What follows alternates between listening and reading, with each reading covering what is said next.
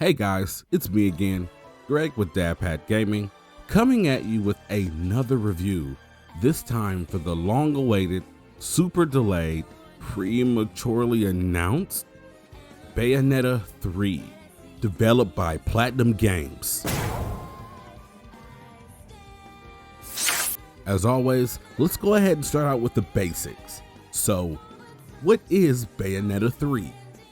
Simply put, Bayonetta 3 is your traditional hack and slash produced by Platinum Games.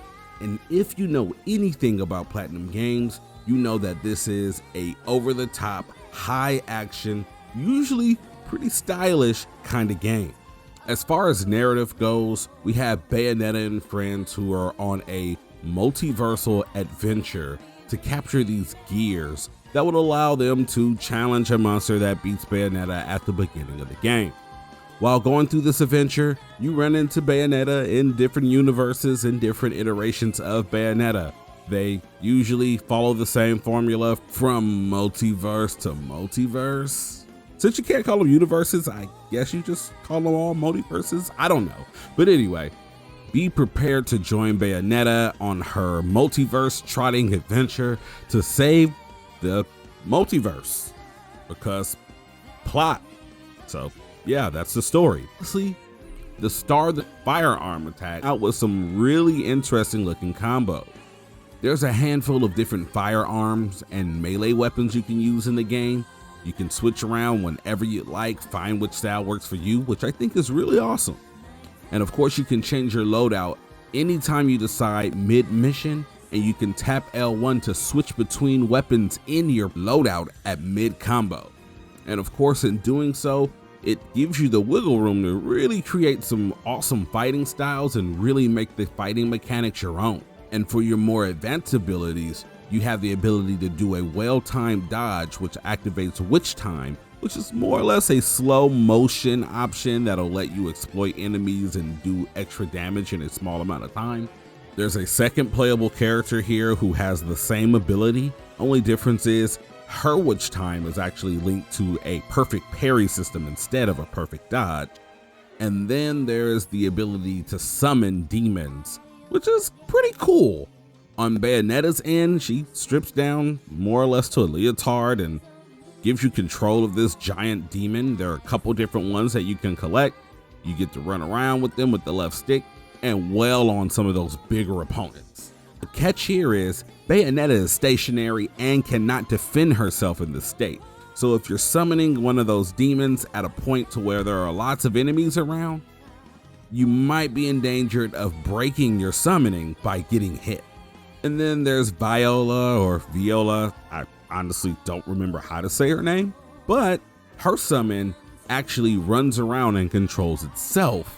And then in turn, you actually get to still have full control over your character.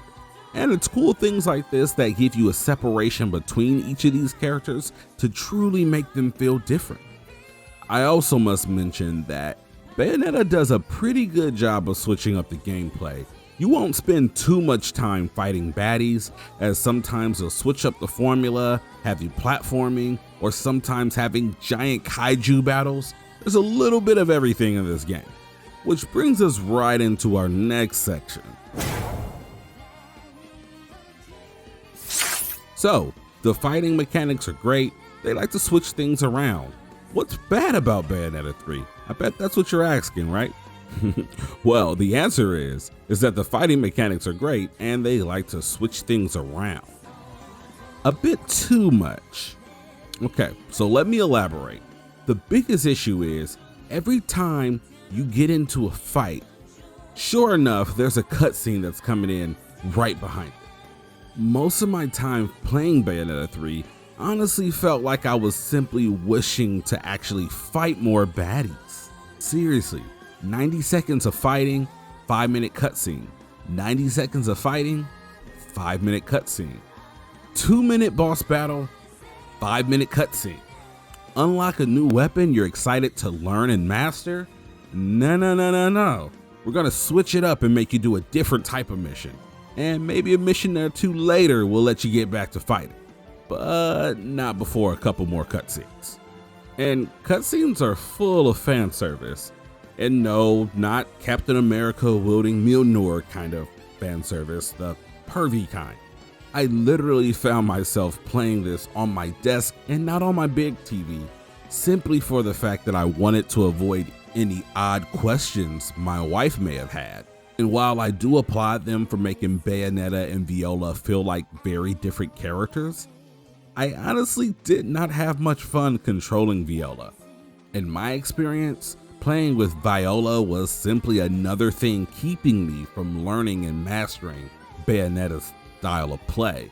While most of Bayonetta's cutscenes were super over the top and sexualized and somewhat cool, a lot of Viola's cutscenes were over the top in the same way, just slapstick and goofy, and I don't really respond to that type of humor personally.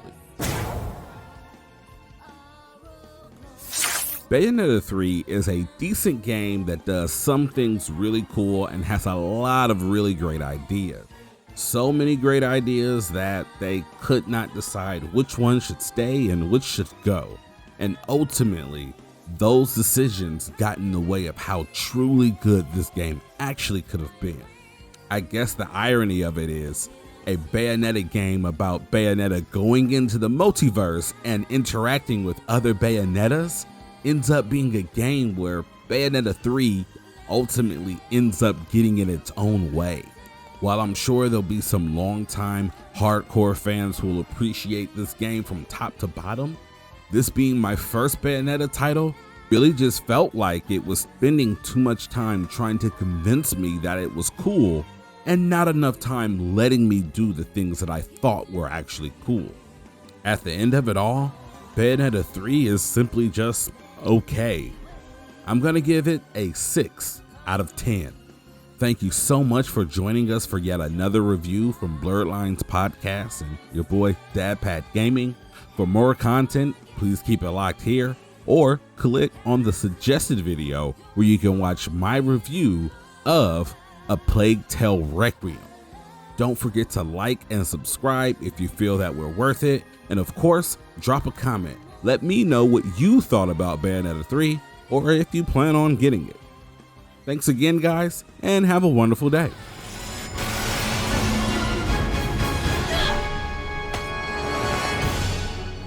It's all right. I'll take it from here.